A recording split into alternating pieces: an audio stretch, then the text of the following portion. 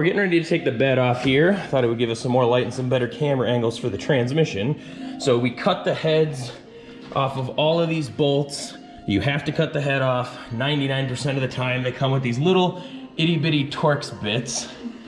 And either A, you're gonna strip that out, or B, you're gonna break your bit like I did trying to do it.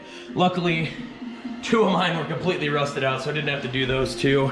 These ones I tried to cut a box around, and I'm gonna tell you why you can't do that. So I cut a box around it, but if you look here, you can see this kind of U-shaped piece, and then the bolt goes out of that. So even if you cut the square out of the box, the square is not gonna fit through that U-shaped piece, and your bed's still gonna be stuck on. So you're actually gonna have to cut the head off the bolt small enough for it to fit through. Let me see if I can lift this with one hand while I do this, for it to actually lift and travel through the center of that U-shaped shaft. So I'm gonna go get my roommate, and we're going to lift this bed off and set it aside and see what we're dealing with under the frame here. So we're back. We got our transfer case removed.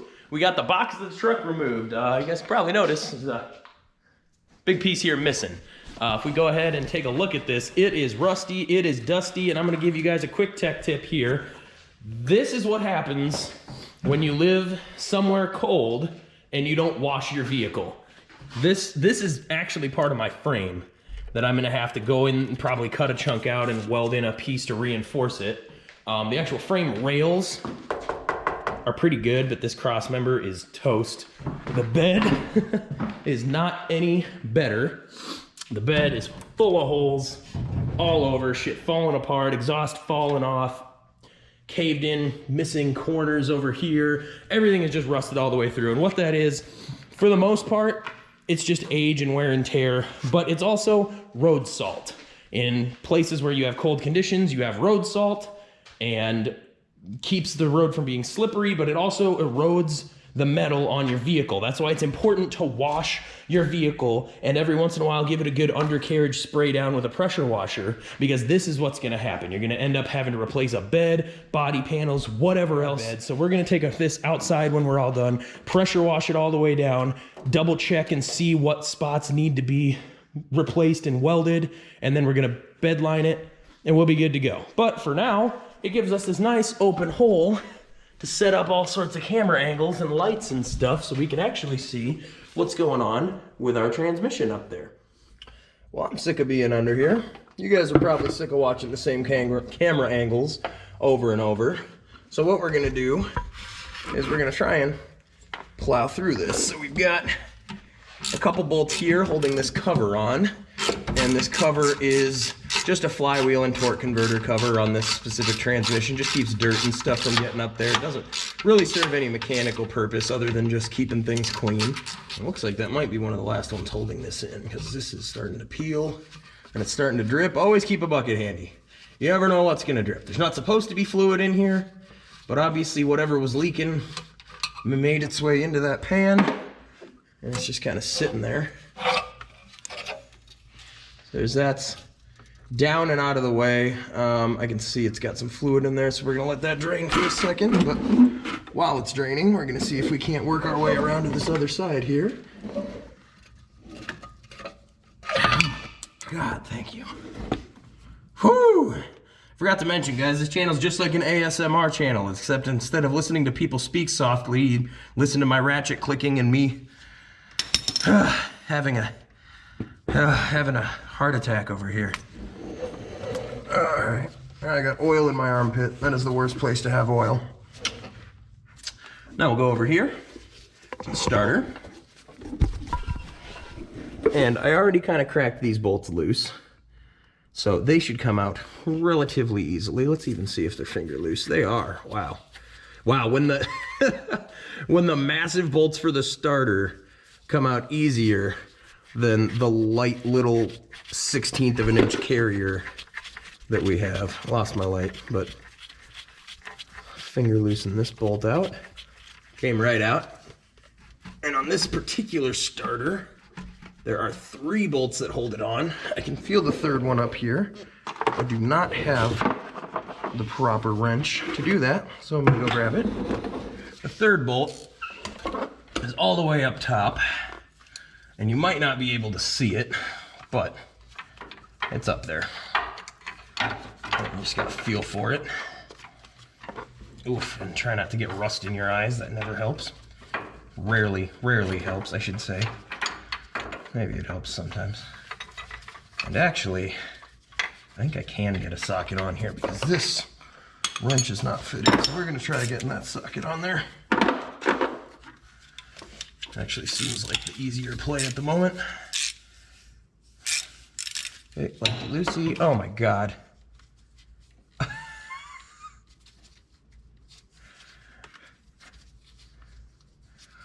They replaced the power cable for the starter too, and they did a really bad job. So that's also not helping with our starting issue from earlier. There's just so much on this vehicle that is like an easy A to B solution, and they did all these crazy different things to try and fix it without just doing the simplest stuff first. Oh, it's crazy how much they did. I don't think I have enough room to turn this.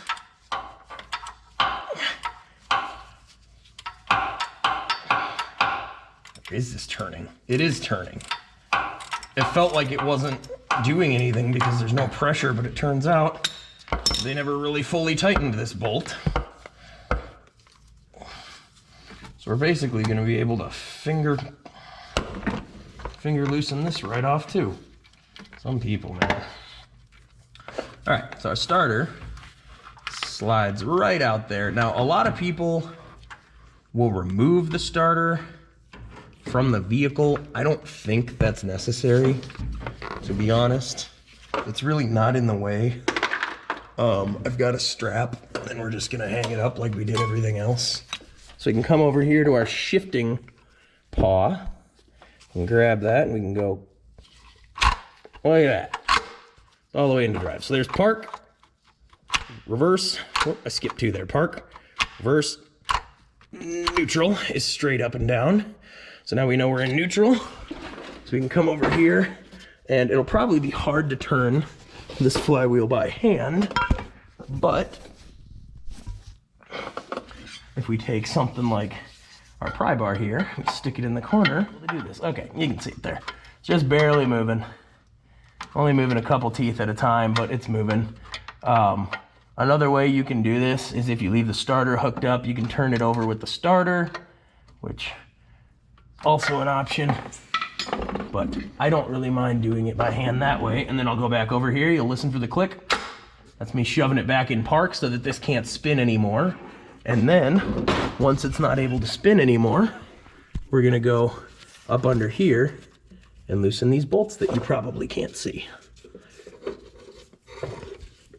So once it's in park, you can reach these bolts and turn them and they won't spin. It looks like this one has 6 bolts on the flywheel connecting to the torque converter. That's a pretty standard number of bolts.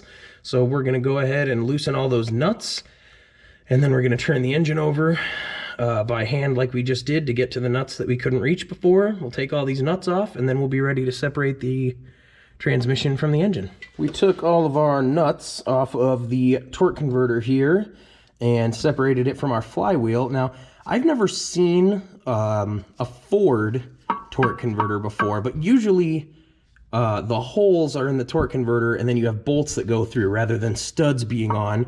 So normally you would check to make sure that this is loose by free spinning your torque converter, which you obviously can't do because it's got these lugs that go through here, but you can still rock this back and forth. You can hear that it's moving, so you know that it's free. So the next step is to actually remove all the bolts that attach the transmission.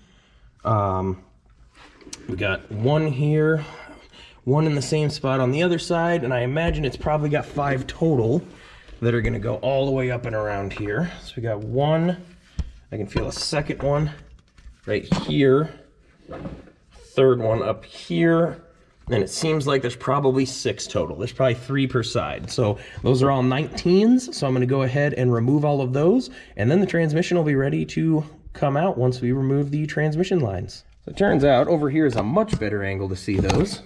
So you got one right here, right about where the starter was on the other side. I've already got that one cracked loose and out. You can see how long they are because they got to go through this whole housing and attach to the engine. So there's one. that's out. There's another one right above this plate here. And then there's another one way up here. And they're all fairly easy to get to on this side.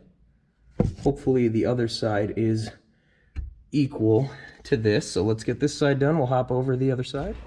Okay guys, so over an hour of trial and error has led us here, way behind the transmission with 20 extensions tacked together. This was exactly what I was trying to avoid having to do. It's the type of stuff I saw a lot of in tech school. You grab an impact and 3 feet of extensions and sit behind the transmission and lower the back end as far as you can. It's exactly what we're doing. I don't have an impact hooked up because it's the middle of the night, but exactly what's going on is we're just sitting here twisting away. So we finally got all of our transmission to engine block bolts removed. There's also the trans dipstick right there. We went ahead and pulled that out. That final bolt up top held that in. So next we've got transmission line right here going into the side of the engine there. We got another one back here going into the side of the engine. Now, if you'll look here, there's 2 separate hexes there. There's the one transmission line that goes in, and then this right here is actually its own separate bolt that passes through. So you want to make sure when you go to remove this one that you've got a crescent for this side and then your regular wrench for the other side. So you want to put a crescent here, an adjustable here to hold while you spin that other side, pop those 2 lines out, and then we will go ahead and get the trans pulled. So we got this rear line pretty loose. This front one's hard to get to. And to be honest, we're replacing the trans cooler anyway, so I think I'm just gonna get some braided tranny lines. I ended up twisting this one up, trying to get it off, so we're gonna have to replace them either way. So rather than fight with this one and that heat shield, we're just gonna take the easy route out.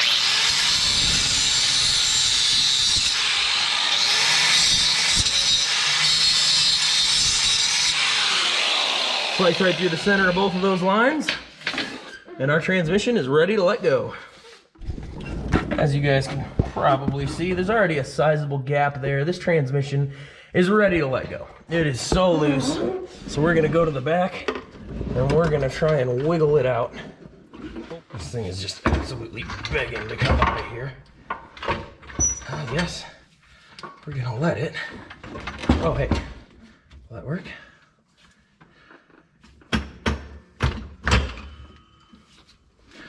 Well, other than the fact that I got stuck on my locks, we're doing really good there. It's gonna be so awkward. I'm gonna have to pull down. Oh man, that is not comfy. We didn't drop very hard and we didn't land on anything that was able to be damaged. The bad news is we still dropped our transmission. Oh, so the right way to do that would have been to lower the whole vehicle down, put a strap on the transmission, adjust this jack. I decided to try and strongman it, and look where that got me. So don't do things the way I do them. Do them the way I tell you to do them. We've got our transmission out, and luckily I just removed the bed of the truck, so we've got a nice clear path out the back of the truck to drag the transmission out. The unfortunate part is it is not on any wheels. It is just about to drop the rest of the way and then it will be free floating.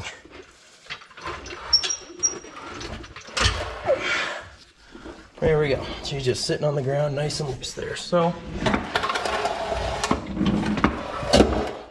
just dragging it around by the trans fan, which isn't probably the right way to do it either.